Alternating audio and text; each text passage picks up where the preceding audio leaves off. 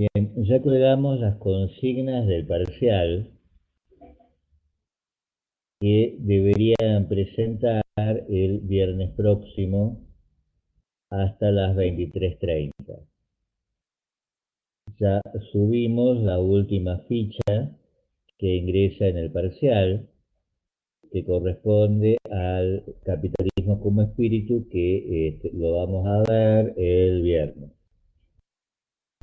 Queda un tema dentro de las fichas que no tomo dentro del parcial y que va a ser el tema del segundo parcial en parte, que es la propuesta de Giovanni Arrighi.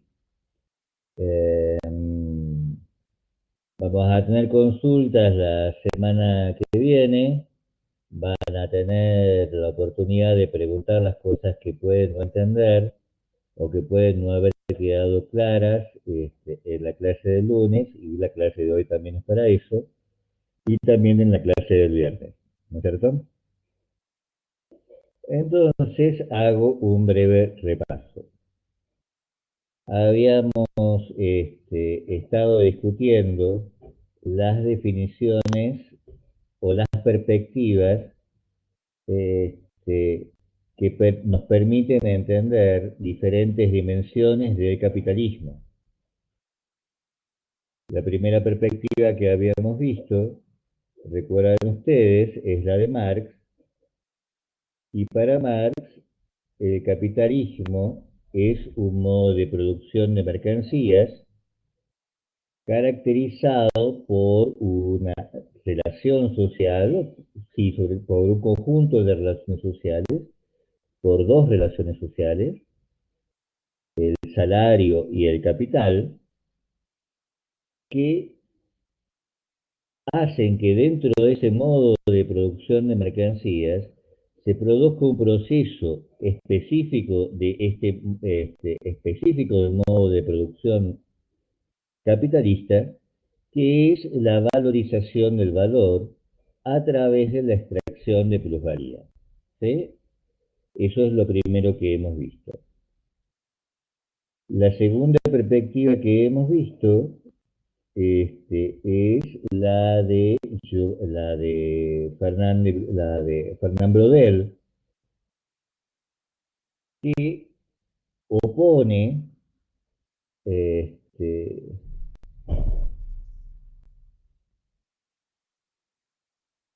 dos mecanismos, dos esferas de intercambio que coexisten en el mundo de la Baja Edad Media. Estas dos esferas de intercambio son lo que Brodel llama mercado y contramercado. El mercado es aproximadamente aquello que había definido la corriente neoclásica, pero Brodel allí, en ese ambiente de contramercado, indica una pregunta o una incertidumbre. Este mundo de los intercambios, en donde cualquiera puede participar, la información circula libremente, este, no es una esfera que hubiera permitido el surgimiento del capital. Y entonces es necesario prestar atención a la otra esfera que está surgiendo en la Baja Edad Media, ya cerca de lo que podemos considerar la Edad Moderna. Este, esta esfera es una esfera donde no cualquiera puede participar, solo participan los grandes comerciantes, aquellos llamados grandes comerciantes. Es una esfera, por lo tanto, perdón, ¿alguien levantó la mano?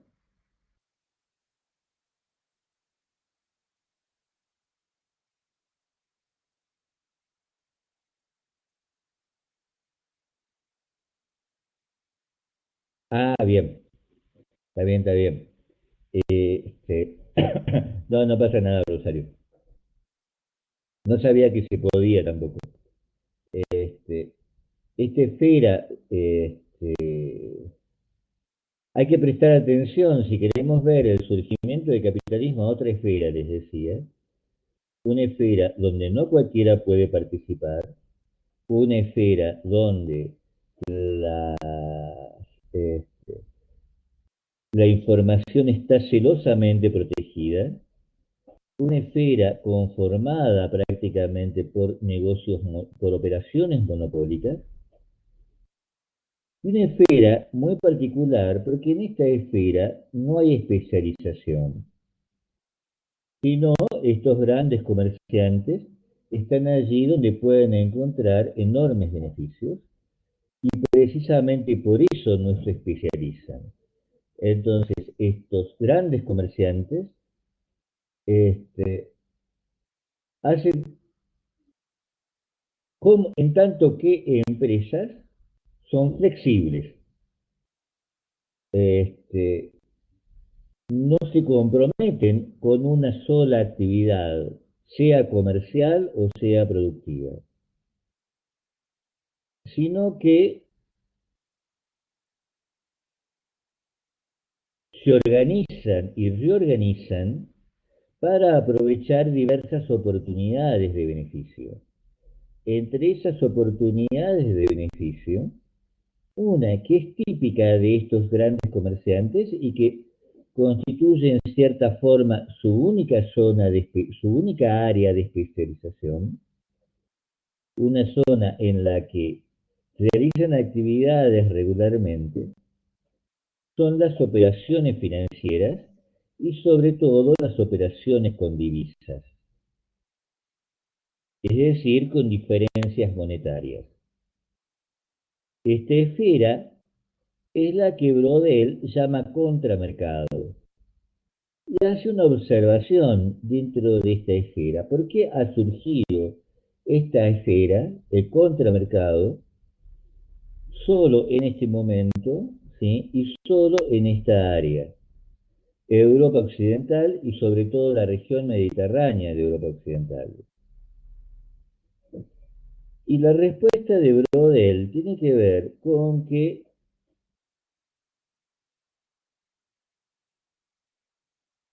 podamos describir, con que aceptemos que esta esfera de operaciones mercantiles con grandes ganancias está estrechamente relacionada con el Estado y con un tipo particular de Estado que va a surgir en Occidente, ¿sí?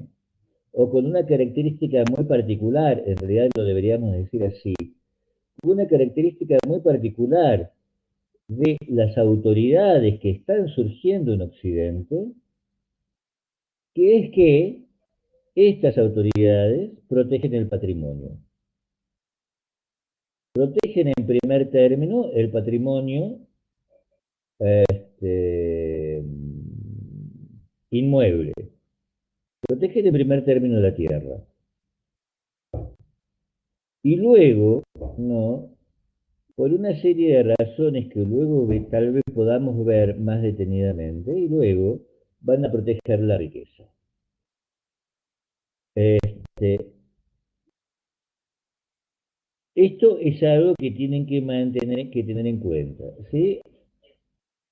Si el contramercado es la esfera en donde puede surgir el capital capaz de una acumulación sistemática, es gracias a las relaciones que mantiene con la autoridad política. Sobre esto vamos a volver al final de la clase.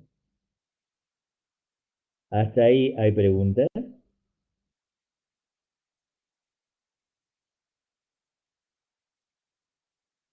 ¿Todo bien? Y la última clase, que fue la del lunes, que quedó grabada, ¿sí? Corresponde a este señor que está en en la diapositiva, que está en cierta medida estrechamente vinculado a Brodel, De hecho, este señor participa, o participó, perdón, porque murió hace relativamente poquito, ¿no? Este, participó de un instituto de investigación, del cual es cofundador, que es el Instituto de Investigación Fernán Braudel. Este señor prolonga la investigación de Braudel y piensa el capitalismo en términos de una esfera de intercambios muy particular a la que llama economía mundo capitalista.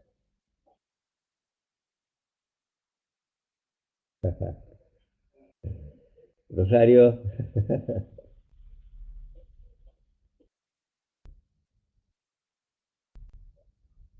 Rosario, estás levantando la mano de nuevo. Este, una economía mundo capitalista. ¿Qué es una economía mundo? ¿Sí? Yo les decía la vez pasada que para entender la noción, esta primera noción, que es la de mundo, tenemos que entender no la globalidad del espacio, no la globalidad de la esfera terrestre, del planeta Tierra, sino una cierta porción heterogénea ecológicamente, socialmente, culturalmente, políticamente. Y vamos a decir que esta esfera heterogénea, no obstante su heterogeneidad, está unida de manera tal que forme un sistema y por lo tanto los fenómenos que allí ocurran pueden ser considerados, los vamos a llamar como fenómenos sistémicos. Esta esfera, entonces, ¿sí?, que llamamos un mundo, que llamamos mundo, esta esfera heterogénea que conforma un sistema, es- ha estado a lo largo de la historia de la humanidad unida básicamente de dos maneras. Ha estado unida como imperio mundo. Y un imperio mundo es una forma de organizar el sistema mundo a través de la existencia de un centro estatal y militar que gobierna esa heterogeneidad y que extrae tributo de esa heterogeneidad, y para extraer tributo de esa heterogeneidad tiene, sobre todo, que asegurarse la subordinación de esas heterogeneidades a través de la ocupación militar. ¿Se entiende esto? El otro mecanismo de interconexión, el otro mecanismo que genera sistema para un mundo, el otro mecanismo que es capaz de generar un mundo, es la economía. Y entonces hablamos de una economía mundo. Esa economía mundo se logra a través de una división del trabajo. Entonces, cuando hablamos de imperio mundo, hablamos de mundos como el Mediterráneo, como el este, oriente del continente euroasiático, como Mesoamérica, como el área andina, todos ellos muy heterogéneos, ¿no es cierto?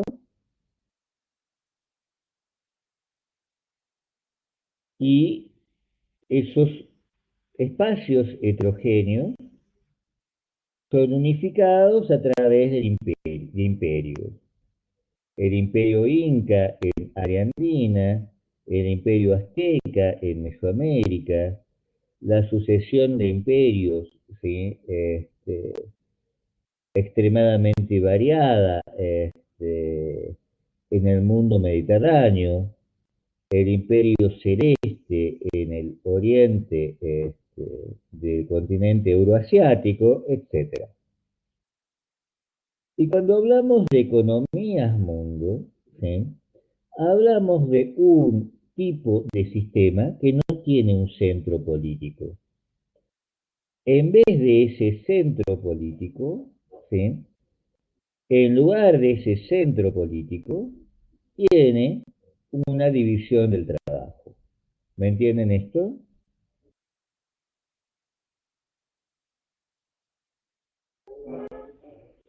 Históricamente, para Wallerstein, las economías mundo derivaron en imperios mundo, salvo un caso.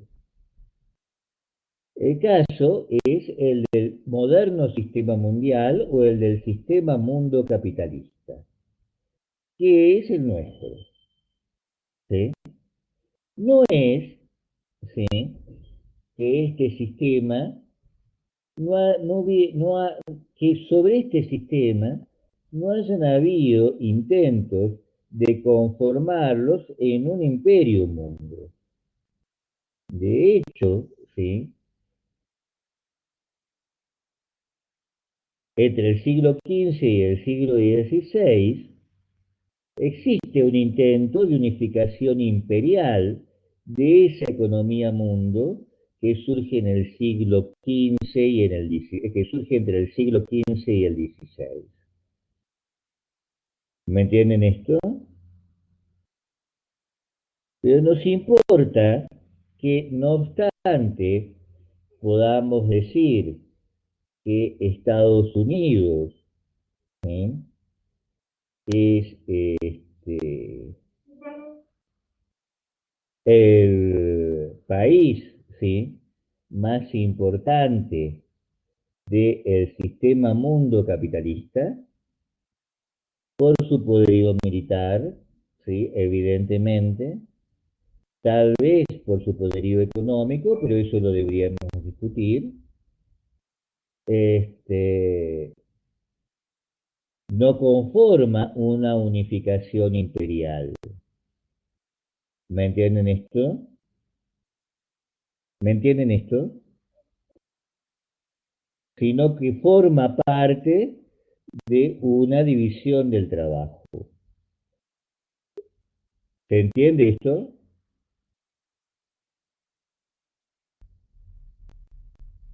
¿Hay alguien que no entienda?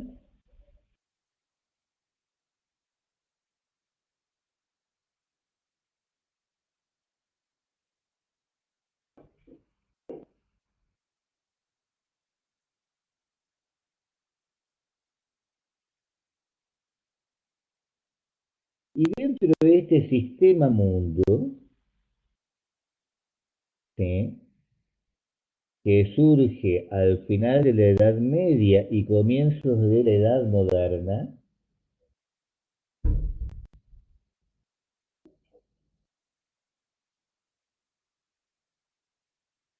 lo que tenemos, ¿no?, son, en primer término, ¿sí?, o mejor dicho, tenemos que centrar nuestra atención sobre todo en dos actores.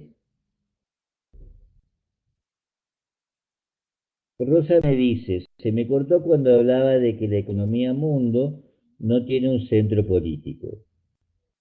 Les decía que, aunque consideremos que Estados Unidos es el país más importante militarmente o económicamente, no por eso, ¿sí?, conforma un centro político de gobierno, es decir, un imperio.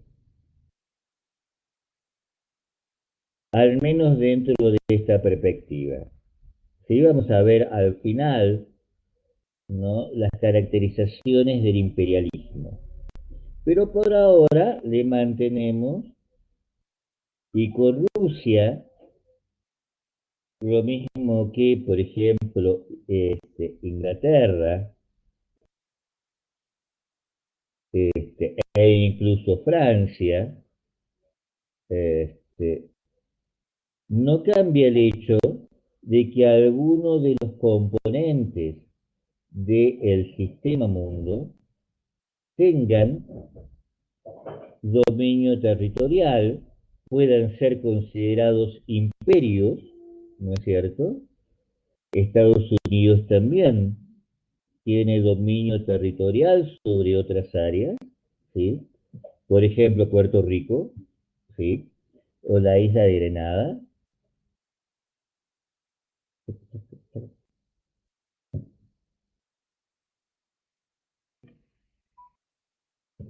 Pero, al igual que Inglaterra en el siglo XIX, el hecho de que sean imperios en sí mismos no implica que gobiernen la totalidad del sistema mundo. ¿Me entienden la diferencia?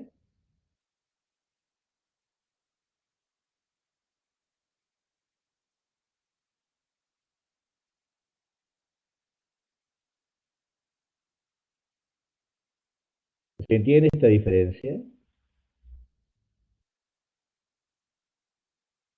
La existencia de imperios, repúblicas, dictaduras,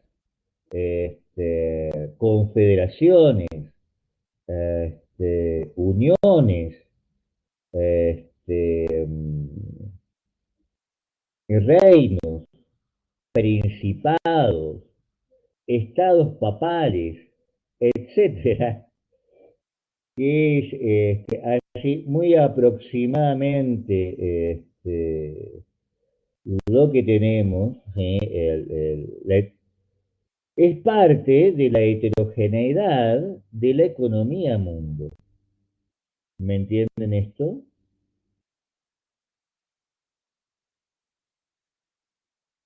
Lo que tenemos en una economía mundo son dos actores fundamentales, o dos actores a los que sobre todo en este curso vamos a prestar atención: las empresas y los estados. ¿Sí? Empresas y estados son dos instituciones claramente diferentes, ¿no es cierto? ¿Sí? ¿Por qué las empresas han formado un sistema mundo? Porque estas empresas llamadas capitalistas, estas empresas que son llamadas capitalistas porque buscan la acumulación incesante de capital, han conformado un sistema mundo.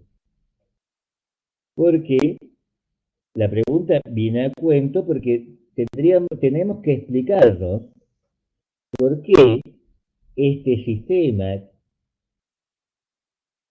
este moderno sistema mundial, esta economía mundo capitalista, es la economía, la única economía mundo a lo largo de la historia, de la larga historia de la humanidad, que se ha mantenido estable. ¿Sí? ¿Qué hay en el sistema? ¿Qué hay en el capitalismo que exija una economía mundo y que excluya un imperio mundo? ¿Entienden esto?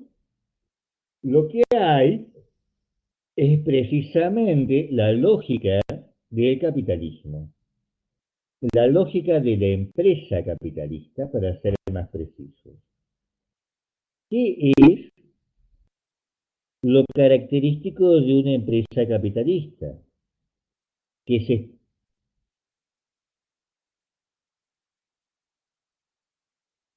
nuevamente, Ariel, Esta clase yo ya la di, se supone que ustedes no escucharon la clase, ¿no es cierto? Porque tengo que seguir avanzando. Así que muy brevemente, el Imperio Mundo es un mundo organizado políticamente con un centro estatal militar. Una economía mundo es un sistema mundo organizado como división del trabajo.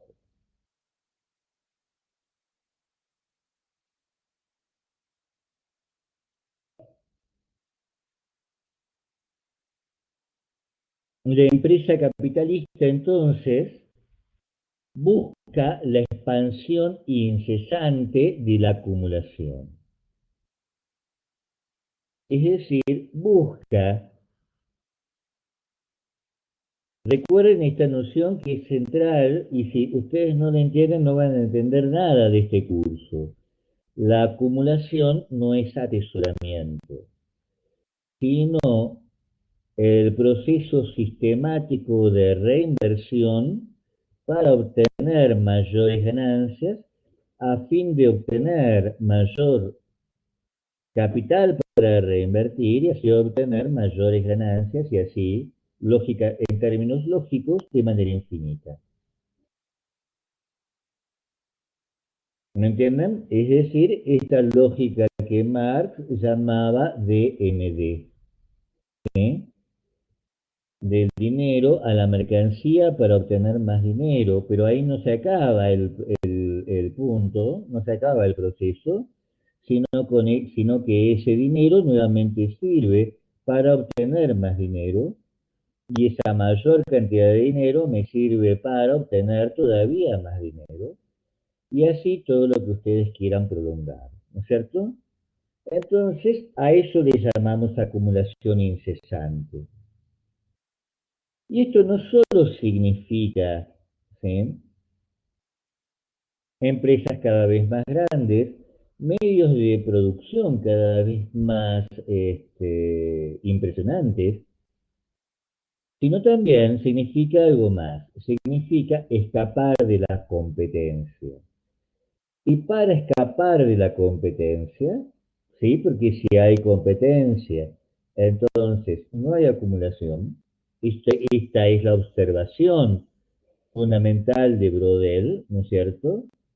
Para que haya acumulación, debe haber monopolio, ¿no es cierto? La información comercial, productiva, empresarial, no puede circular libremente, ¿me entienden?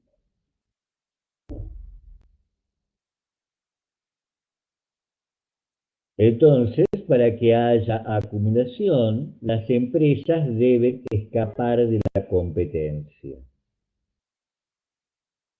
Deben desplazarse en el espacio buscando nuevas oportunidades de inversión, mercados no explotados, recursos estratégicos o cualquier otro tipo de ventajas que les permita un incremento en la acumulación.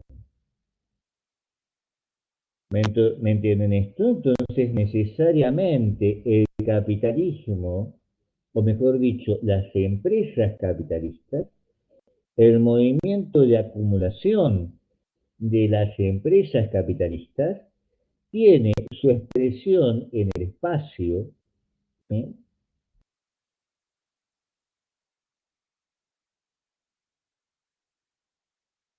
expandiendo el sistema mundo, incrementando la heterogeneidad del sistema mundo.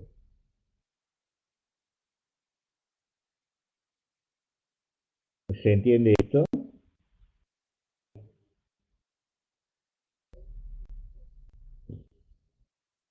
Ahora,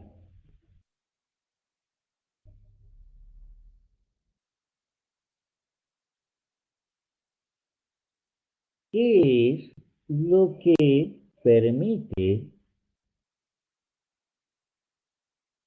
mantener las oportunidades extraordinarias, los recursos estratégicos, las ventajas comparativas frente a la competencia. ¿Qué es lo que permite que haya acumulación? No solo el propio movimiento del capital, sino la protección política, militar, de ese proceso de acumulación, de aquello, la protección política militar, de aquello que hace posible esa acumulación y del resultado de esa acumulación. Es decir, no puede haber acumulación capitalista sin estados y sin múltiples estados, porque los estados no son empresas capitalistas. La relación que mantienen con las empresas, como veremos enseguida, es la de una alianza más o menos estrecha, pero que potencialmente puede ser rota. Y en ese sentido, entonces, el capital necesita estados. Cuando las cosas se ponen relativamente feitas con un estado, es necesario que haya otros estados posibles que puedan proteger las ventajas que hacen posible la acumulación y la propia acumulación. ¿Me entienden esto?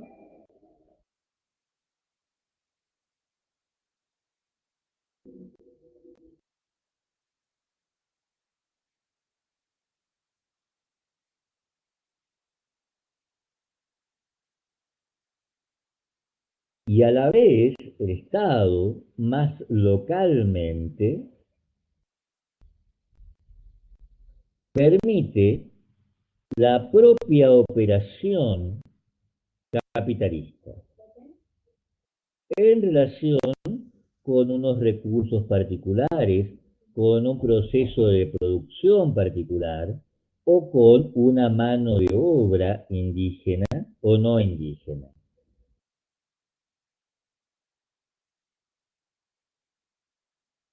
El Estado, por ejemplo, disciplina la mano de obra, reprime a los trabajadores que se portan mal, persigue a aquellas organizaciones que impulsan la disidencia de la mano de obra o que reivindican utilizaciones alternativas, por ejemplo, nacionales, de los recursos precisados por las empresas capitalistas. ¿Me entienden esto?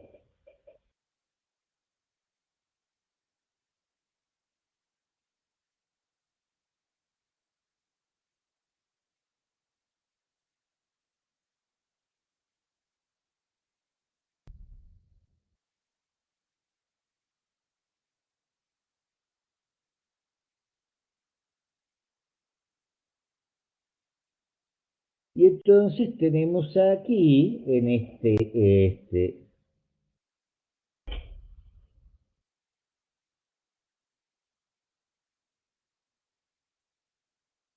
Rosa pregunta, ¿actualmente se daría con los acuerdos generosos que tienen los estados con respecto a los recursos de explotación en determinados territorios? Efectivamente, Rosa, pero también se daría en relación con los acuerdos no generosos que tienen respecto de las patentes,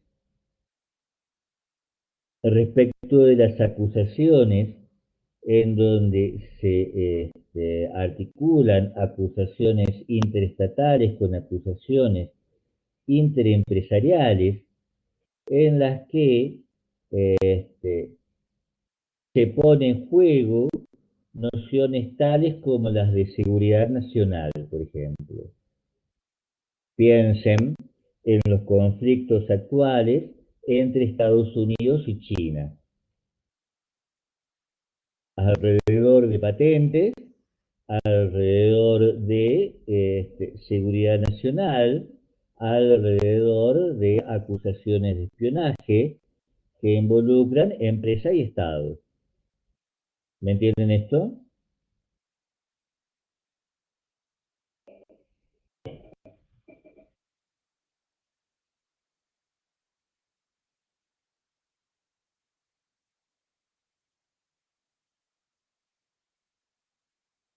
Más adelante vamos a, bueno, no importa, ¿sí?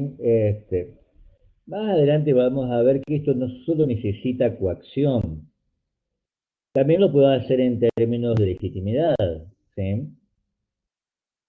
Este, parte importante de las discusiones políticas contemporáneas giran alrededor, por ejemplo, de los derechos laborales frente a los costos laborales y la necesidad de atraer capitales este, para que inviertan en el territorio. En este caso el Estado, ¿no? Mediante diversos mecanismos, ¿sí? Intenta garantizar la acumulación del capital.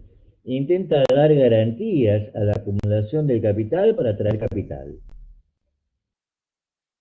¿Se entiende esto?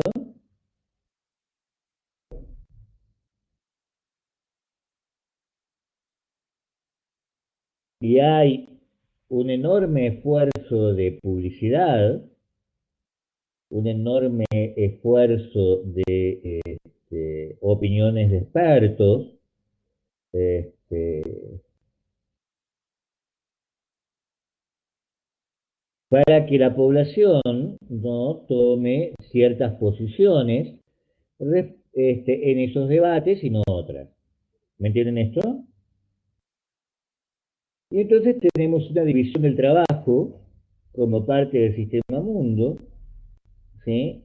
Formas de producción con sus mecanismos de organización del trabajo, lo que implica sus mecanismos de explotación del trabajo, y un sistema interestatal que garantice el orden dentro del sistema en cada parte componente y que brinde también oportunidades de beneficio al capital. ¿Me entienden esto?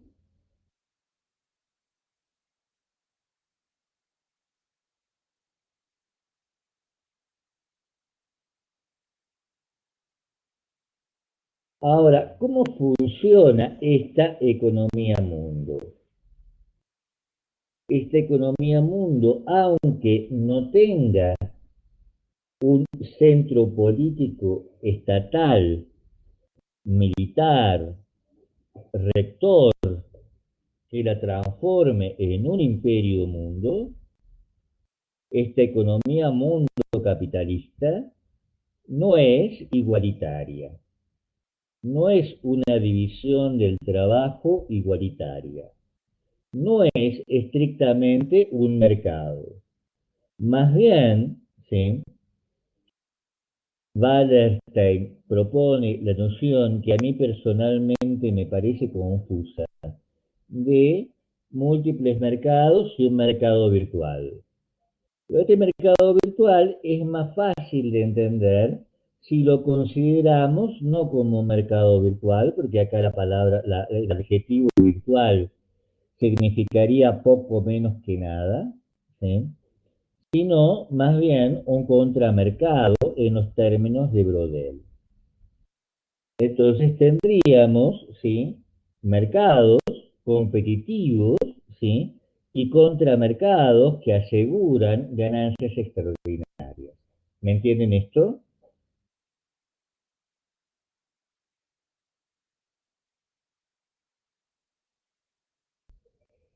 Y esta economía mundo no igualitaria, entonces debe ser pensada para Wallerstein en términos de la articulación de tres posiciones básicas: centro, periferia y semiperiferia, al que se añaden otras, ¿sí? Como otros investigadores van a añadir otras, como las de arena exterior o las de periferia de la periferia, ¿sí?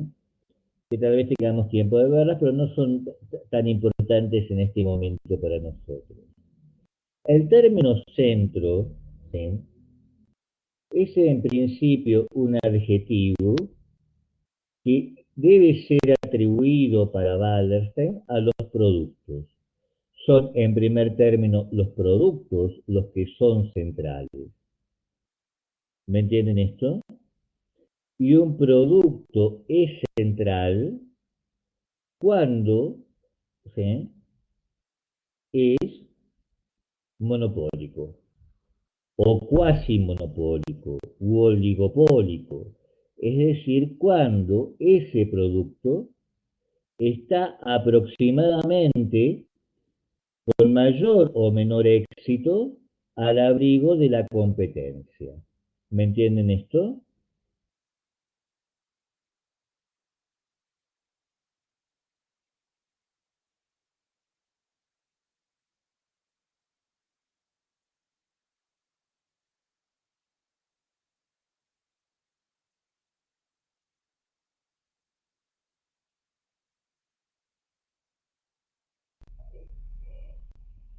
Rosa me pregunta un ejemplo de eso que sería. Voy a dar el ejemplo, voy a dar las dos definiciones y luego vemos los ejemplos. Entonces se va a entender claramente.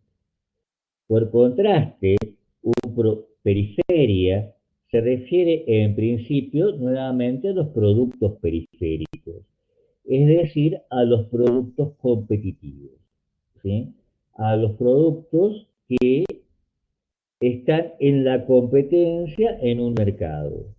Y por lo tanto, ¿sí?, como tales, los productos oligopólicos, los productos que son producidos y a la vez protegidos de la competencia, ¿sí?, generan procesos de acumulación amplios y los productos periféricos, ¿sí?, puesto que están, puesto que no están protegidos de la competencia, puesto que están inmersos en la competencia, generan acumulaciones bajas, restringidas.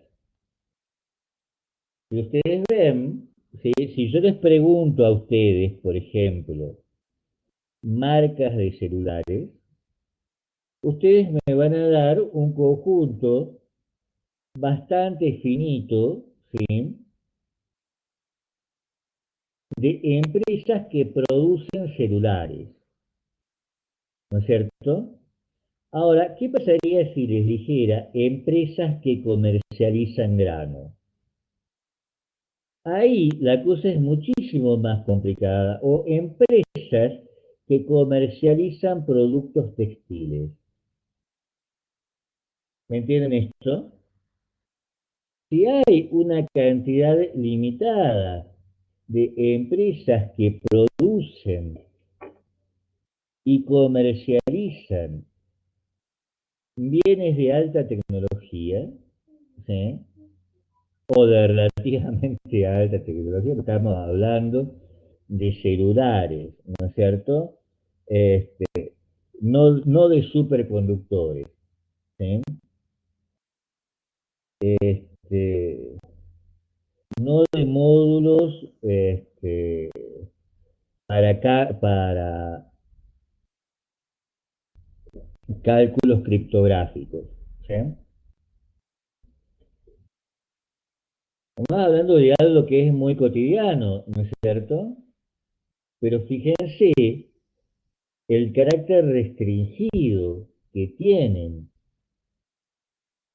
¿sí?, las poquitas empresas que producen esto, frente a la bestialidad enorme de empresas que producen o comercializan grano.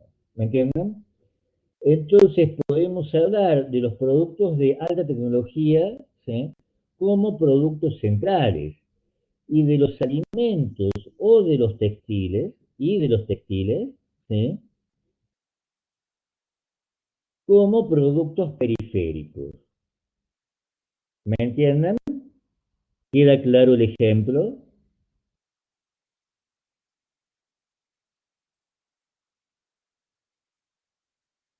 Ahora, en su inicio, estos productos centrales, en el siglo XV, ¿sí?, en el siglo XVI, en el siglo XVII, son, por ejemplo, ¿sí?, el oro comercializado por los genoveses, el oro y la plata comercializados por los genoveses, ¿sí?, en Europa. ¿No es cierto? Las empresas comercializadoras, no directamente la producción de oro. La producción de oro no es, es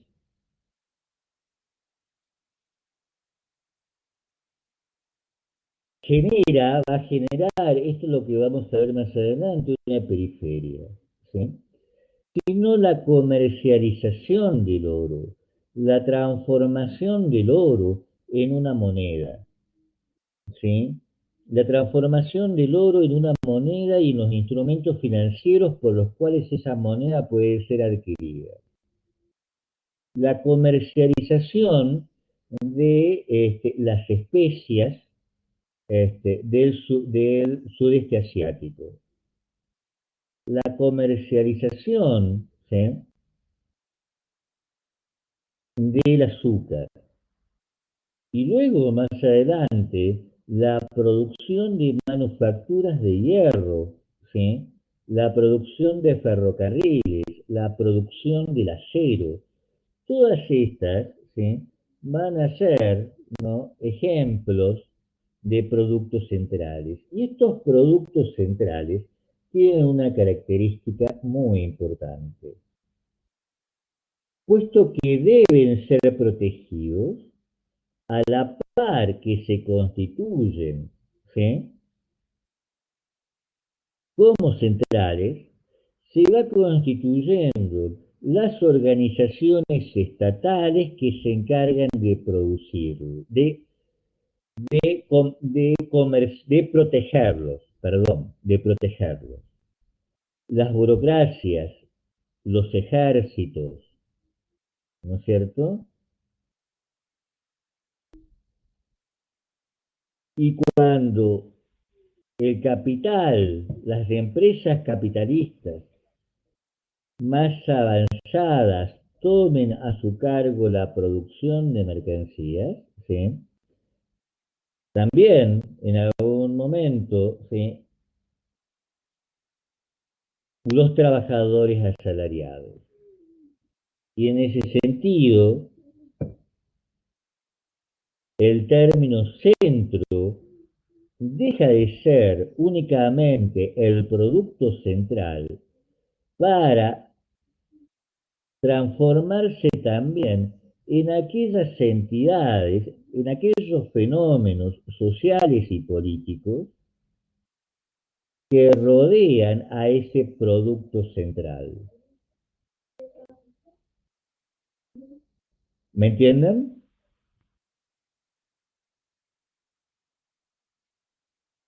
Lo mismo va a ocurrir con las periferias, ¿sí? Parte de la constitución de una periferia es la constitución de cierto tipo de organización social y política impotente sistemáticamente para proteger la acumulación que se desarrolla en sus territorios. ¿Me entienden esto? Y entonces podemos hablar de centros y de periferias, como si fueran espacios, ¿me entienden? Y no únicamente productos. ¿Se entiende esto? Ahora, ¿cuál es la transacción? ¿Cuál es la relación entre centro y periferia?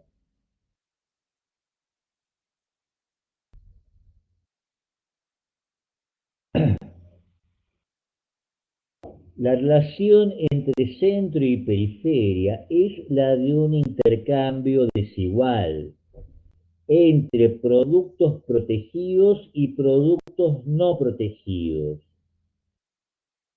¿Se entiende esto? Y por lo tanto, ¿sí? Estos productos protegidos pueden tener, gracias a la protección, condiciones tan ventajosas en el intercambio que capten parte de la explotación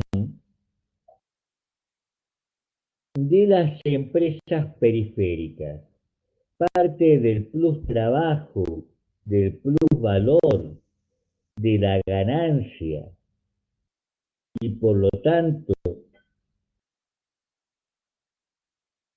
digo bien, parte del plus valor, del plus trabajo y de la ganancia obtenida en las periferias es transferida hacia el centro por la compra de estos productos protegidos.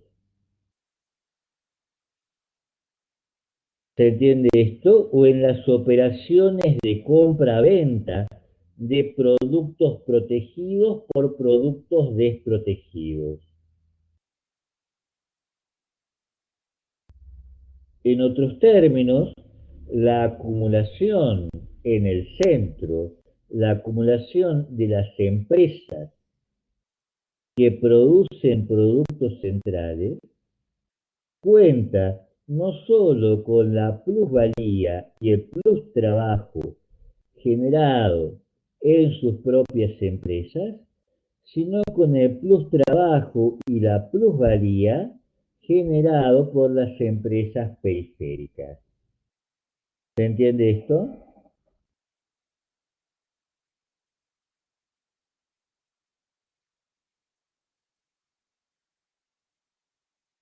De allí entonces que la periferia haga posible la superacumulación del centro.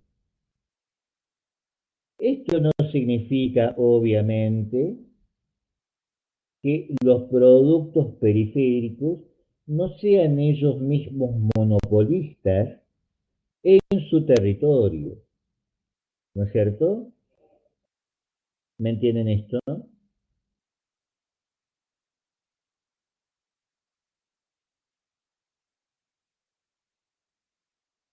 Puede haber, ¿sí? Supongamos, azúcar y un conjunto muy limitado de ingenios que los produzcan y que operen en realidad como un monopolio, como un oligopolio. ¿Me entienden esto? Pero esa azúcar producida tiene que competir con la azúcar producida en multitud de otras regiones y entonces en el mercado mundial esa azúcar, ¿sí? Debe competir. Y por lo tanto, esa azúcar, ¿sí? Va a tener como resultado, va a resultar en una acumulación restringida o limitada, puesto que parte de la acumulación va a ser destinada, ¿sí? Va a ser transferida, ¿sí? En el intercambio de productos centrales por productos periféricos a las empresas que producen productos centrales. ¿Me entienden esto? ¿Hay alguien que no me entienda?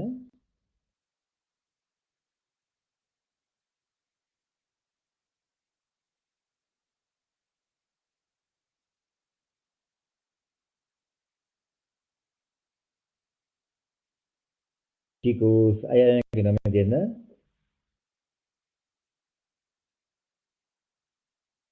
Y entonces tenemos, ¿sí?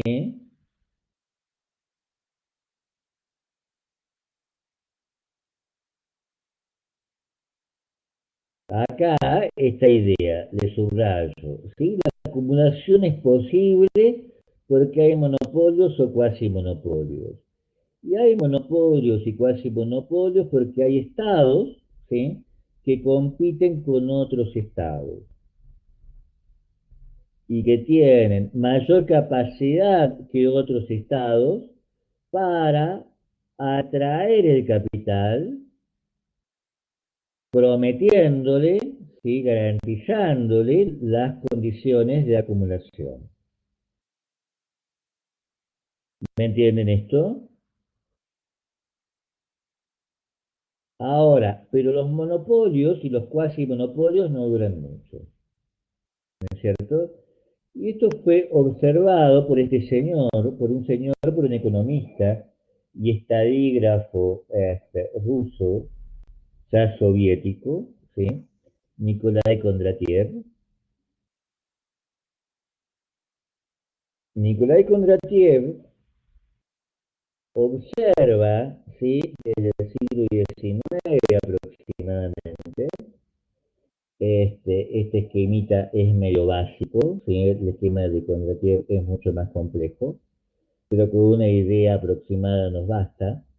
Este señor lo que hace es decir, fíjense, la acumulación capitalista, porque en el gráfico que tienen ustedes, en el gráfico no se nota mucho, ¿sí? Pero lo que tienen ustedes, ¿sí? Es la observación que hace Kondratiev, que vincula, que descubre una dinámica cíclica en el capitalismo. El capitalismo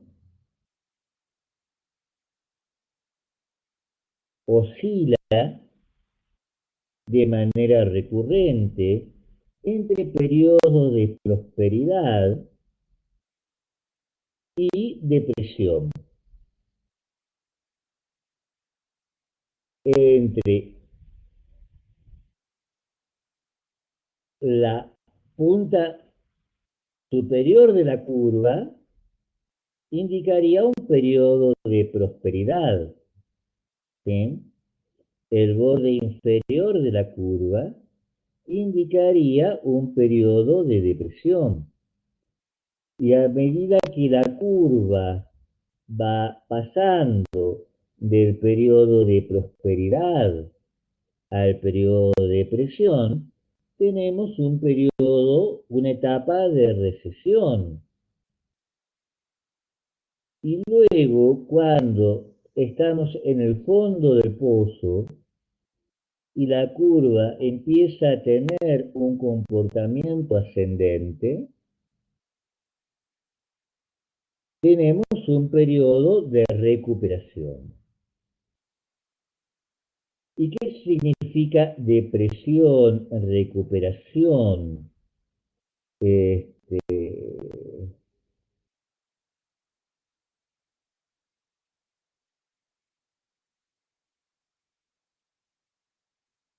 ¿En qué se lo ve?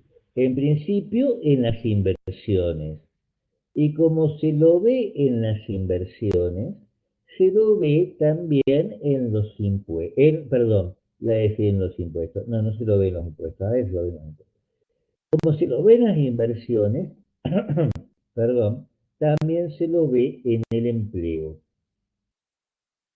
¿Me entienden? ¿Me entienden esto? Ahora, ¿con qué está asociado el periodo de prosperidad? Con el desarrollo de nuevas tecnologías. Cada vez que existe una nueva tecnología, hay un periodo de prosperidad en su fase monopólica. ¿Me entienden? Y una vez que ese monopolio empieza a decaer, una vez que, que esa tecnología va dando lugar a esa tecnología monopólica o cuasi monopólica, va dando lugar a un proceso competitivo, la inversión se retrae. ¿Sí? El capital abandona la inversión industrial y por lo tanto, ¿sí? Hay un proceso de estancamiento económico y por lo tanto también de estancamiento del empleo, al que va a seguir posteriormente un periodo de desempleo, ¿no es cierto? Porque la retracción de las inversiones se ha intensificado. ¿Me entienden esto?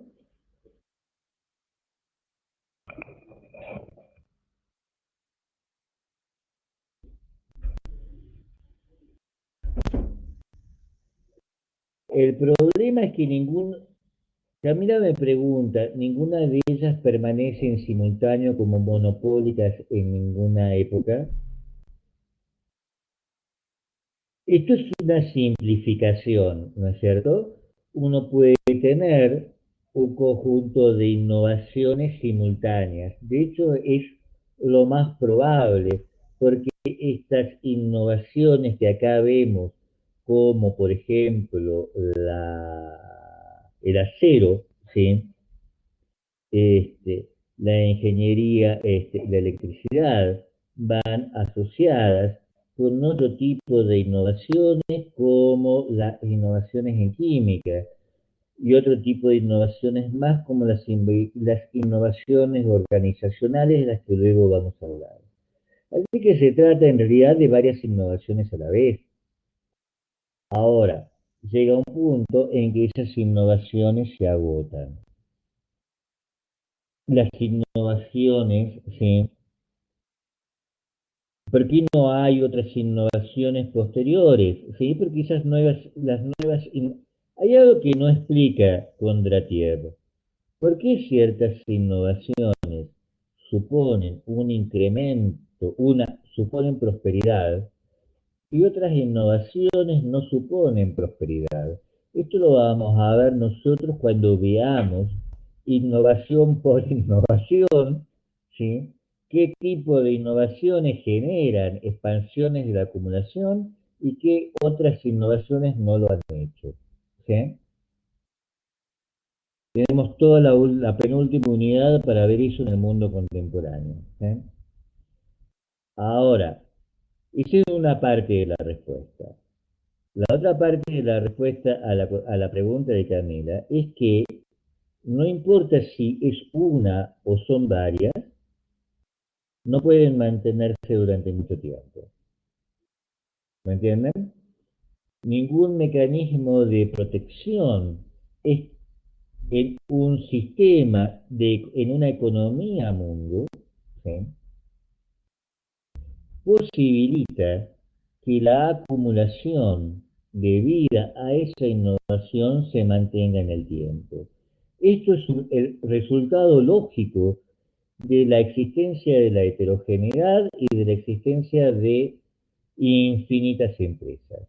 Entonces, antes o después, las otras empresas van a apropiarse de la innovación. ¿Me entienden? Te contesto con eso lo que preguntabas, Camila.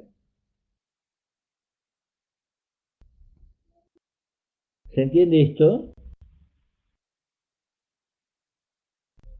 Les decía, Karen me dice, no entendí lo del periodo de recesión, ¿puedes explicarlo de nuevo? Lo explico entonces de nuevo. Conforme va incrementándose la competencia, va disminuyendo la reinversión. ¿Me entienden esto? Conforme va incrementándose la competencia, es menor el capital que se invierte en la expansión de esas empresas, lo que es lógico, porque ¿para qué invertirían más en una empresa que si el resultado de la inversión sería el incremento de la competencia aún mayor y por lo tanto la disminución todavía mayor de los beneficios? ¿Me entienden esto? Entonces, cada, cada vez que hay competencia, el capital abandona, vamos a ver después hacia dónde, si lo voy adelantando así lo van entendiendo desde ahora, el capital abandona, va a decir cuando veamos a Riggi, esto es lo que va a decir a Riggi, ¿sí? Cuando reinterprete este comportamiento cíclico, cuando hay competencia, el capital abandona la actividad y se transforma en capital financiero. ¿Me entienden?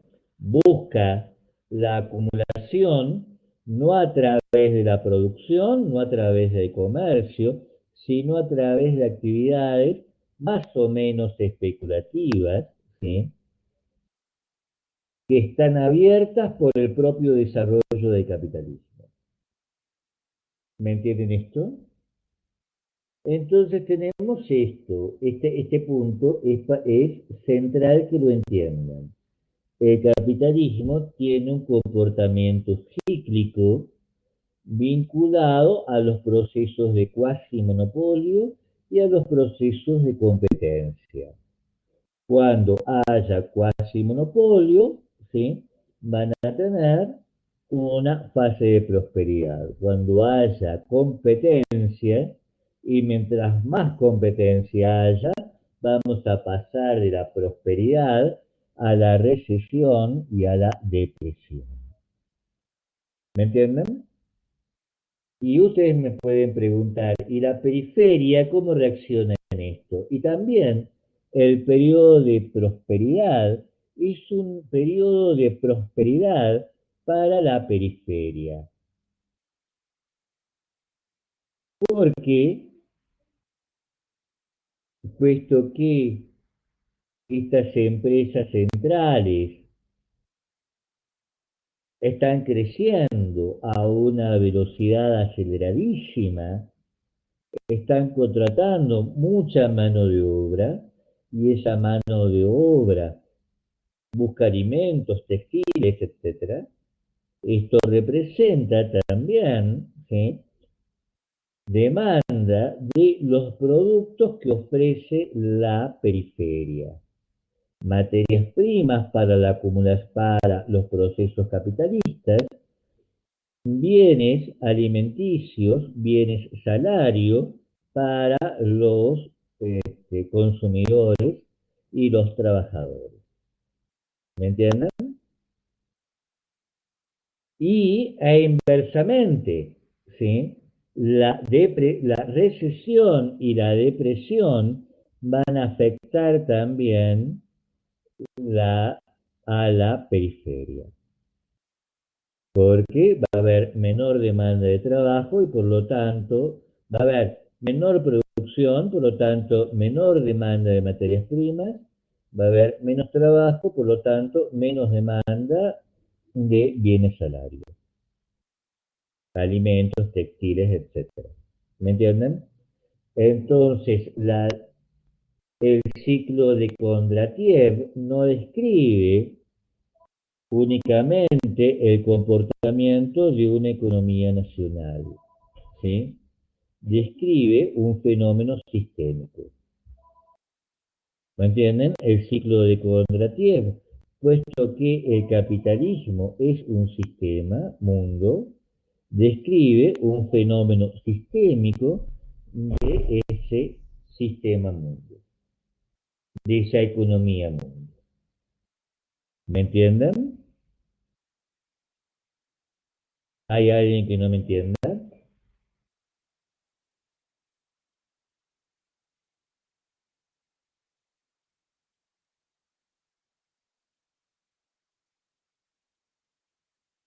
¿Todo bien? Entonces, la primera dinámica del capitalismo, ¿sí? La primera dinámica que conviene retener, ¿sí?, del sistema mundo capitalista es la dinámica de ciclos de depresión, ¿sí?, y prosperidad. La segunda dinámica es más complicada. La segunda dinámica es muy difícil. Así que hagan un esfuerzo, ¿sí? Y un tironcito más.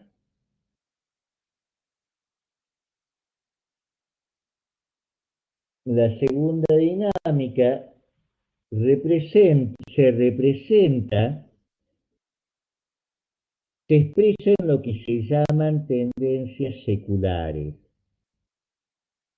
Las tendencias seculares no son cíclicas, pertenecen a un tiempo largo y reversible, lo que significa, ¿sí?, que las tendencias seculares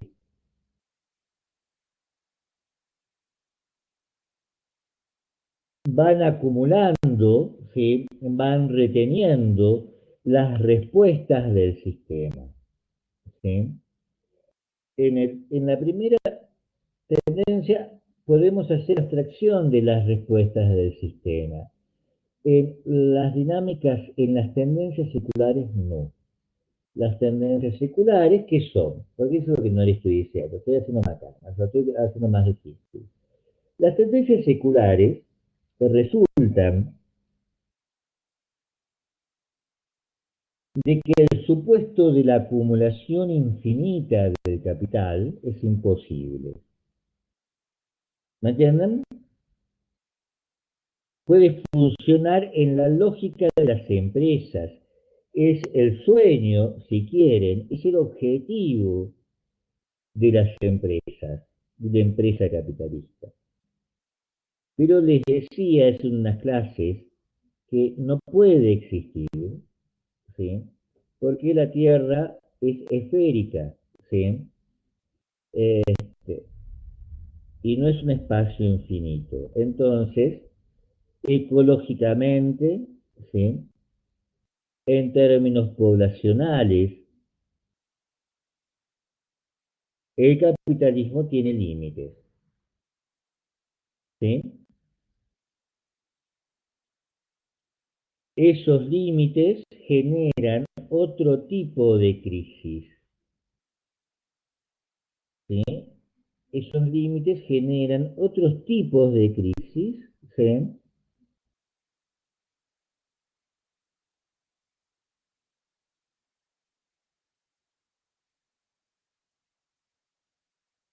Crisis en la acumulación del capital, crisis en el propio proceso de acumulación del capital. Y entonces el capitalismo, para poder seguir existiendo, ¿sí?, transforma sus relaciones, ¿sí? Y entonces posterga más allá esa crisis inscripta, ¿sí?, en su propia lógica. ¿Me entienden? Entonces veamos una tendencia. La primera tendencia de la acumulación capitalista, ¿sí?, estriba en la contradicción entre la acumulación y el salario, ¿no es cierto? Es bastante fácil de entender, ¿no es cierto? ¿Me entienden esto? Más salarios, sí, menor acumulación. Eso es cierto.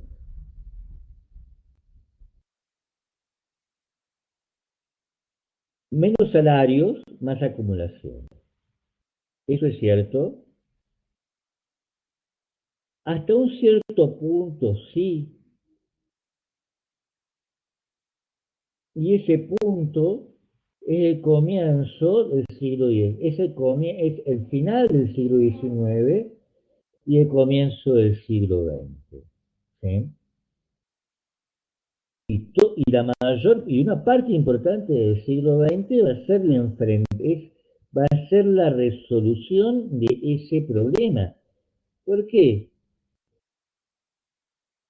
Porque la mano de obra, recuerdan ustedes cuando veíamos los esquemas de plusvalía absoluta y plusvalía relativa, ¿sí? Solo puede ser expoliada hasta cierto punto. El salario solo puede ser reducido hasta cierto punto. Y acá hay un límite que Marx considera biológico, ¿no es cierto? Es decir, más allá de ese límite, el, el proletario muere, ¿no es cierto? Muere de cansancio, muere de hambre. Pero hay otro aspecto también que va acompañando esto, y es que el capital, ¿sí?, produce para poder expandirse, produce mercancías y esas mercancías deben ser consumidas. Y para que esas mercancías sean consumidas, debe haber consumidores. Y esos consumidores, para poder comprar mercancías, deben tener salarios altos. Pero salarios altos implica una disminución en la acumulación. ¿Me entienden el problema? Entonces, en una tendencia secular, el capitalismo se enfrenta, el sistema mundo se enfrenta a una contradicción y ensaya respuestas, y estas respuestas dadas sistémicamente no solucionan el problema, ¿no es cierto? Ese problema vuelve a surgir, ¿sí? Vuelve a surgir en términos históricos. Durante buena parte del siglo XX, sobre todo a partir de 1947, ¿sí?, cuando ya está en marcha el proceso de recuperación europea, ¿sí?, tenemos esto que los europeos llaman los 30 gloriosos, los 30 años gloriosos de incremento de la acumulación e incremento del salario, de incremento de los derechos de los derechos sociales, del incremento de la educación, del incremento del bienestar. ¿No es cierto? ¿Me entienden esto?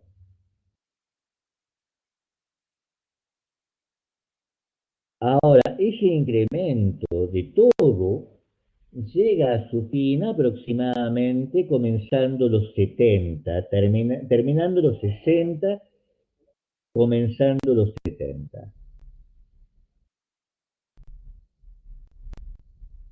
Y a partir de ahí, la competencia, en parte, disminuye la acumulación. Y por lo tanto, entramos en el ciclo de estancamiento y en los 80, a partir de los 80 vamos a tener el ciclo de depresión en el que en cierto sentido todavía estamos. ¿Me entienden esto? Y entonces el salario se vuelve un costo para la empresa y es necesario recortar el salario. Pero la empresa acá se encuentra con un problema. No puede simplemente recortar el salario porque hay una experiencia de organización, una experiencia sindical, ¿sí? Fuertes presiones en los países centrales para mantener el salario. ¿Me entienden? ¿Entienden esto? Entonces, no es únicamente que pueda recortar el salario, tiene que hacer otra cosa. ¿Qué hace entonces la empresa capitalista? Abandona el centro y migra hacia la periferia, ¿sí? Algunas veces transformándola en otra cosa diferente de la periferia, que es la semiperiferia. Es decir, países, territorios en donde hay a la vez la producción de bienes centrales y bienes periféricos, como por ejemplo el sudeste asiático, ¿sí? Taiwán, Hong Kong, ¿sí? Este, China, ¿sí?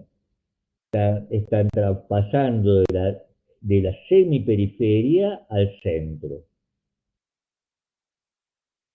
Pero ¿qué ocurre ahí? ¿O qué es lo que se espera que ocurra ahí? Un nuevo proceso de sindicalización y entonces un nuevo proceso de encarecimiento de la mano de obra.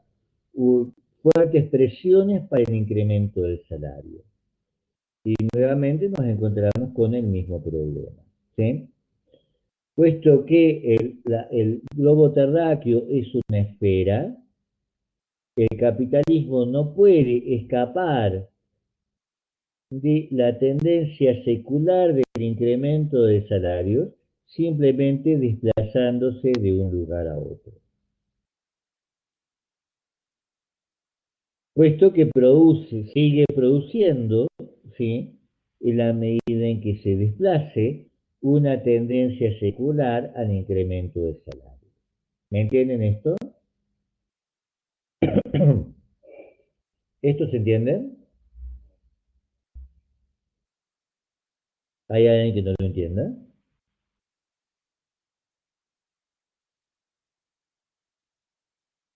Veamos qué ocurre con los costos medioambientales.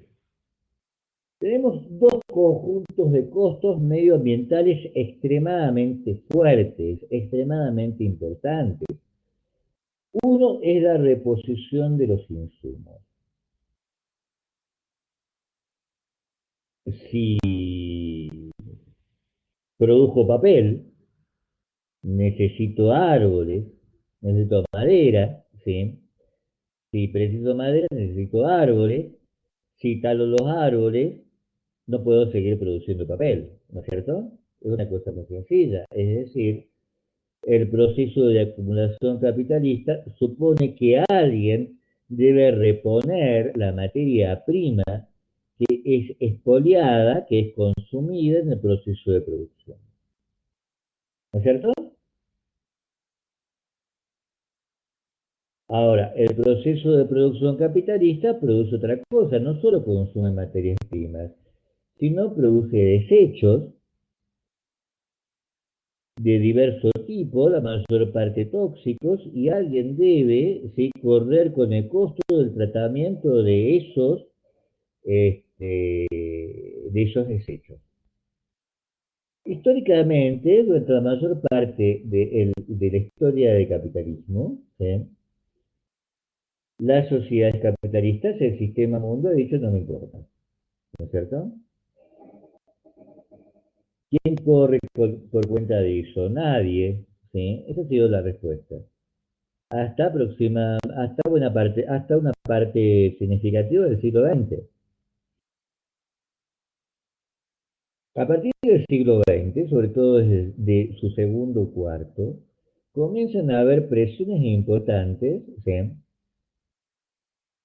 para la reposición y para el tratamiento de los costos, para el tratamiento de los costos medioambientales en los dos sentidos del término. Y entonces tenemos el problema, ¿quién se hace cargo de ese costo medioambiental? Entonces podemos decir, bueno, en principio, la sociedad, ¿sí? A partir de los 70, esa ha sido la respuesta del sistema mundo, ¿sí?, al problema de la reposición y de la contaminación. Ahora, antes o después, hubieron reacciones a esa sociedad a la que se hace cargo, hubieron reacciones sociales, reacciones civiles, movimientos sociales, acciones políticas, indicando que es la empresa la que se tiene que hacer cargo de estos costos, ¿no es cierto? Y entonces, la empresa se hace cargo, pero eso involucra una caída en la acumulación. Y entonces nuevamente tenemos la misma historia. La empresa cambia de lugar. Busca un Estado, una sociedad más amable como la nuestra, ¿sí?, que busque, ansiosa de atraer capitales, considere que es el colectivo como tal el que se hace cargo de ambos costos medioambientales. Pero antes o después, nuevamente tenemos el mismo problema. Presiones sociales para que sea la empresa la que cargue con los costos medioambientales. La empresa capitalista, obviamente, no puede escapar infinitamente en un globo terráqueo esférico. ¿Me entienden esto? ¿Hay alguien que no lo entienda?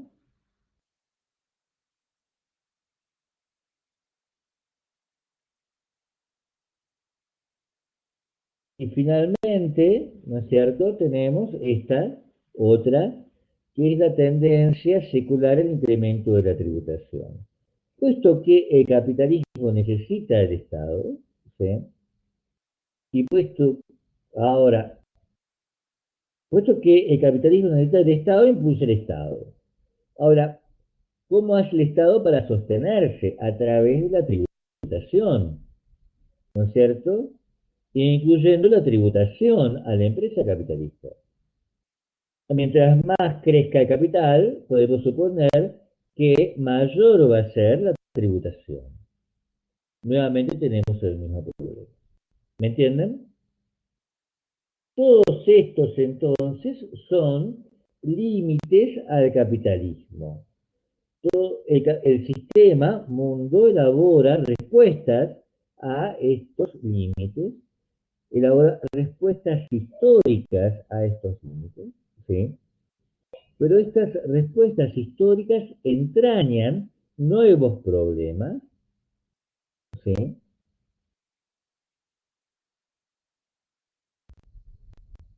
y nuevamente tenemos nuevas respuestas. Pero finalmente, cada vez más, esto es lo que piensa Wallerstein al menos, yo no estaría tan seguro de ello, por razones por las que discutiremos en la última unidad. Una de ellas es Elon Musk, ¿no? Este, Les recomiendo que vayan viendo lo que hace Elon Musk, ¿no es cierto? Este, Antes o después, piensa Wallerstein, el capitalismo llega a sus límites, ¿no es cierto? Es una idea, en cierto sentido, optimista, ¿sí? Puede haber motivos para que no seamos tan optimistas. Yo en general tengo más bien la posición pesimista, una posición más bien pesimista respecto de todo esto. Después discutiremos eso al final. ¿Hasta ahí se entiende?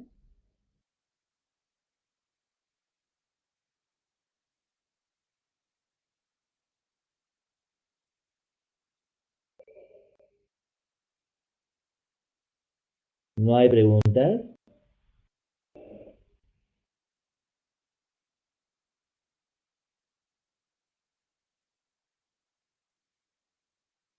Bien, y entonces vamos a ver esto, ¿qué es el Estado? ¿Sí? Pero antes yo voy a hacer una pausa, chicos. Necesito hacer una pausa, ¿sí? No le voy a decir para qué, sí, pero necesito hacer una pausa. Así que me esperan un cachitito y ya continuamos con la clase.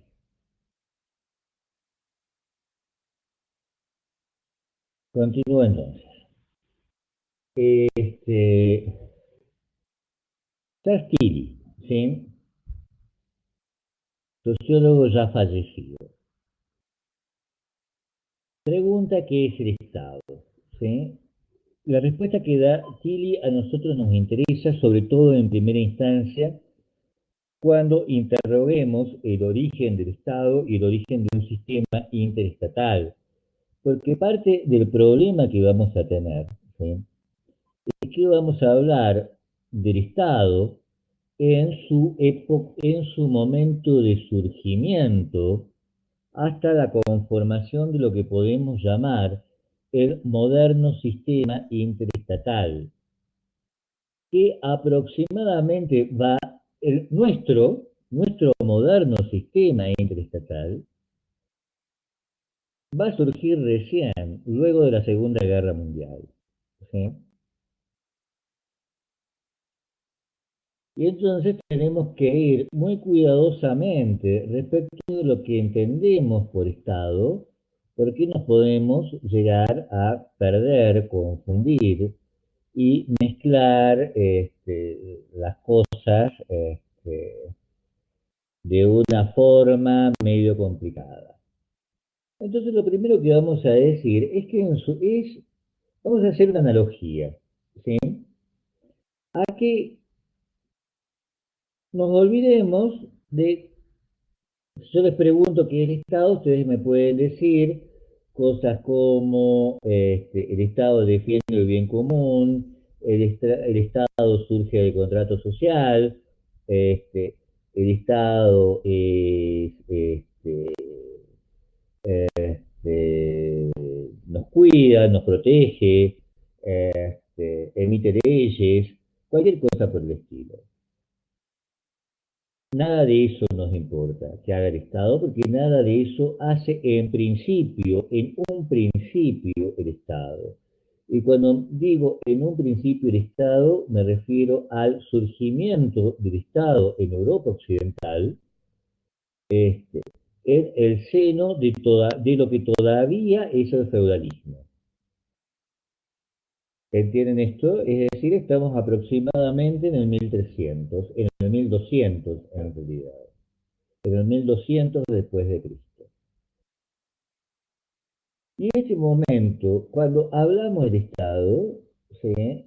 Yo podría llevar incluso una analogía un poco más adelante en el tiempo. El Estado se emparenta muchísimo con lo que nosotros entendemos como crimen organizado. ¿Sí? ¿Qué hace el crimen organizado? ¿Sí? Utiliza medios de violencia para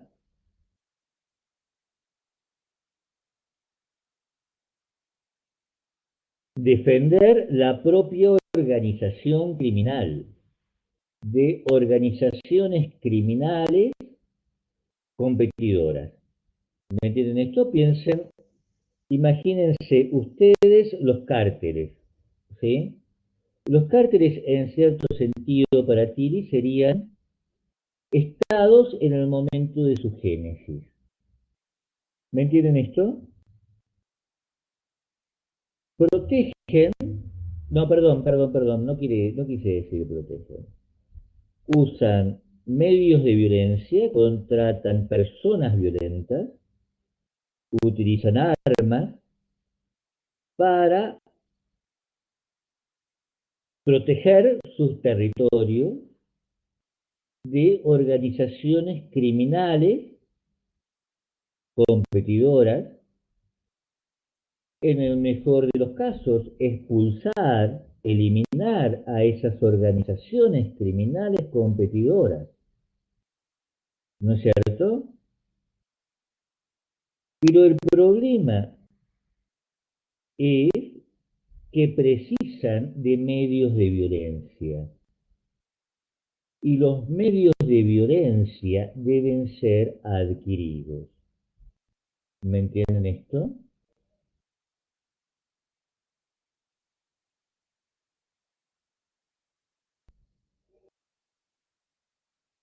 El Estado hace la guerra, ¿sí? Y al hacer la guerra, elimina, neutraliza rivales, ¿sí? Y entonces, ¿sí? Establece un orden dentro de ese territorio. Pero ese orden descansa siempre, ¿sí? En el uso de medios coactivos, ¿sí? Por lo tanto, debe hacer otra operación, debe extraer. ¿Me entienden? Debe extraer medios monetarios, sobre todo, que le permitan llevar a cabo la guerra. Y para hacer la guerra de manera eficiente necesita construir la organización. A esa construcción de una organización violenta le llamemos Estado. ¿Me entienden esto? El Estado hace la guerra, ¿sí? La organización violenta hace la guerra, ¿sí?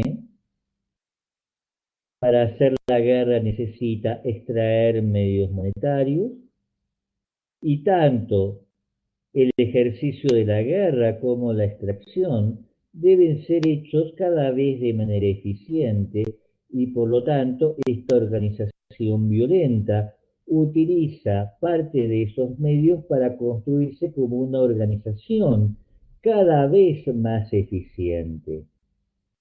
Y entonces tenemos el Estado. ¿Me entienden esto?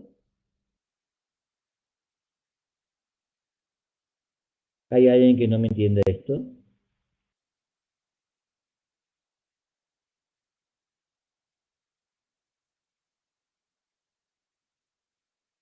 Podemos ver el surgimiento entonces del Estado en este mundo feudal, ¿sí? Como no formado por cárteles, sino por señores de la guerra. Esos son los señores feudales, ¿no es cierto? Sí, señores de la guerra. Y tienen que financiar la guerra, entonces tienen que cobrar impuestos. La guerra y los impuestos implica que no solo son señores de la guerra ahora, sino tienen que conformar organizaciones estables y duraderas y eficientes para hacer las dos cosas, la guerra y los impuestos.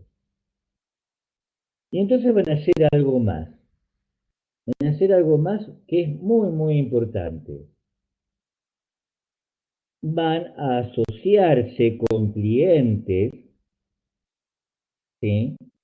A los que prometen protección. ¿Qué es una protección? Una especie de extorsión. Si vos, como los señores mafiosos, ¿no es cierto? Si vos no me pagás, ¿sí? Algo te va a pasar. Pero también, ¿sí? Es más que eso, porque si esta protección es exitosa, es más que una extorsión, es una ventaja que cuentan los clientes frente a sus adversarios. ¿Me entienden esto? Entonces, el Estado va a hacer estas cuatro cosas: la guerra, la extracción, la construcción y la protección. ¿Me entienden el esquema?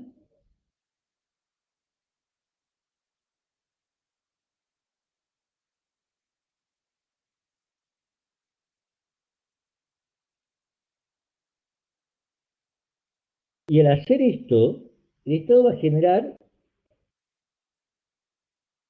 organización, va a ampliar su territorio, va a tener este control sobre el territorio que más tarde, bastante más tarde, más o menos a mediados de 1600, ¿sí? Podemos llamar soberanía, ¿sí? Va a generar organizaciones burocráticas, pero va a impulsar un negocio capitalista muy importante, la industrialización de la guerra. ¿Me entienden esto? Porque la guerra,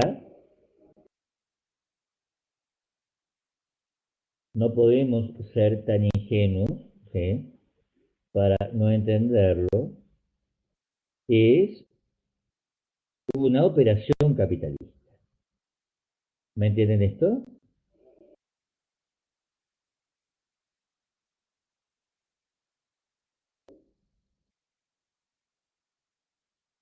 ¿Se entiende entonces?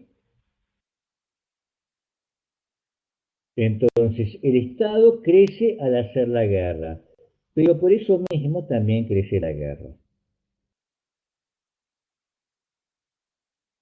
Y la guerra, en la medida en que está involucrada con los procesos de industrialización, expande, ¿sí?, las operaciones comerciales.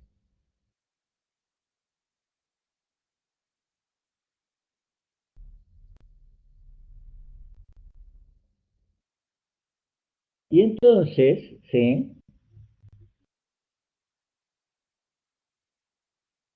si le va bien, no necesariamente, por supuesto, le tiene que ir bien, ¿sí?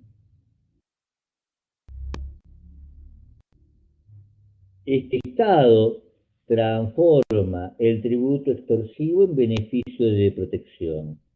Y este beneficio de protección se transforma en garantías a la propiedad. ¿Me entienden esto?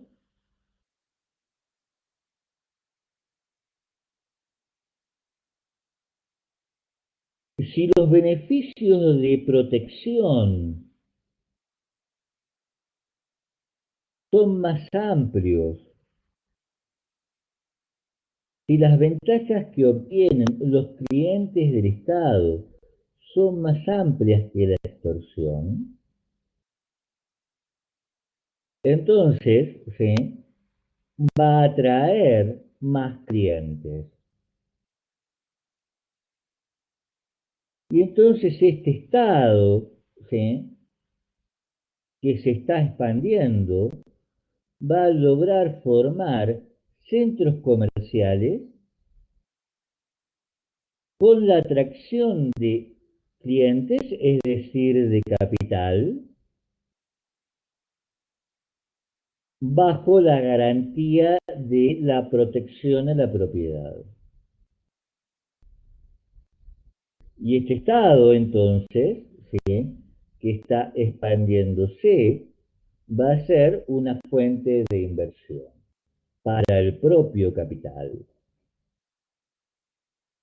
Este Estado que cada vez más se estataliza, se amplía, incrementa sus funciones, ¿sí?, y sobre todo la función de proteger la propiedad contra rivales, es decir, la guerra, ¿sí?, contra estados que están haciendo exactamente lo mismo, es una poderosa fuente de inversión para el propio capital, a través de la deuda pública. ¿Me entienden? El Estado no solo ahora brinda protección, también brinda posibilidades de acumulación.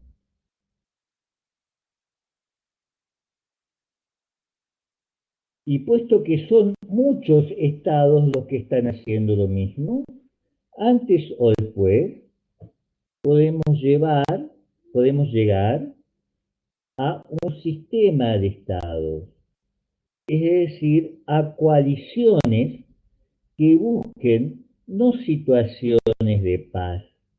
Las situaciones de paz son extraordinarias y poco beneficiosas para el capital, sino a situaciones de equilibrio, en donde la guerra no afecte dentro de lo posible al capital. ¿Me entienden? ¿Me entienden esto? La situación de equilibrio es una situación de coacción recíproca, de amenaza recíproca. Los estados acuerdan internacionalmente mantener la guerra bajo control, so pena de ser atacados por el sistema. Un sistema semejante lo vamos a tener recién a partir de lo que se llama la Paz de Westfalia, ¿sí? Es decir, de mediados de 1600. Y a partir de eso, el sistema interestatal se va a caracterizar por coaliciones y mecanismos de equilibrio. ¿Me entienden esto? Diferentes, ¿sí? A cada momento, pero siempre más o menos teniendo la misma lógica. Mantener la guerra dentro, ¿sí? Mantener la guerra bajo control del sistema. ¿Se entiende esto?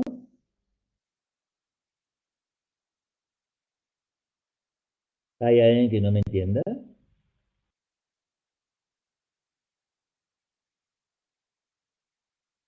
Preguntas,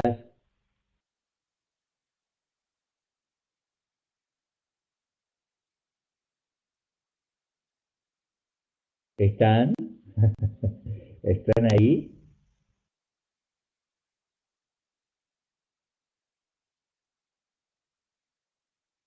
Bien, entonces se entendió.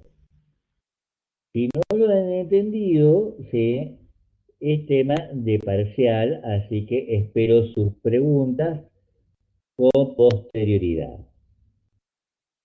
Bien, listo entonces chicos por hoy.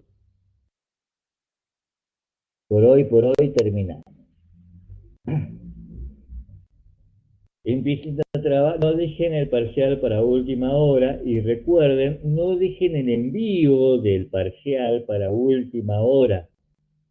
Porque recuerden ustedes que las computadoras, celulares y demás cuestiones por el estilo son muy sensibles al estrés del usuario y se cuelga justo cuando uno está más desesperado. ¿Sí? Así que dense un pequeño chance de 2 horas para que se descuelgue, pasen esas cosas horribles. Acuérdense, por favor, de archivar los documentos, todas esas cosas, ¿no es cierto? Una cuestión importante, ¿sí? Puede llegar a pasar. Si les pierde todo, tienen los apuntes, no lo pueden enviar, pero todavía lo pueden enviar manuscrito, ¿sí? Envíenlo manuscrito, fotografíenlo y envíenlo a la cuenta de correo, no pasa nada, ¿sí?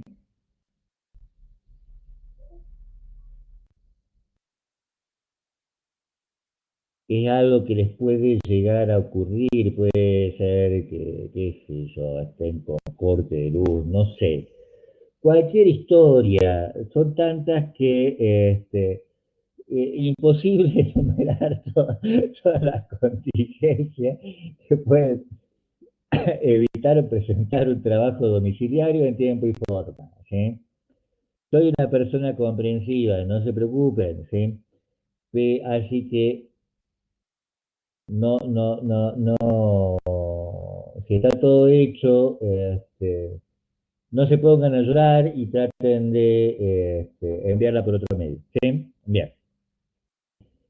Listo, niños, entonces,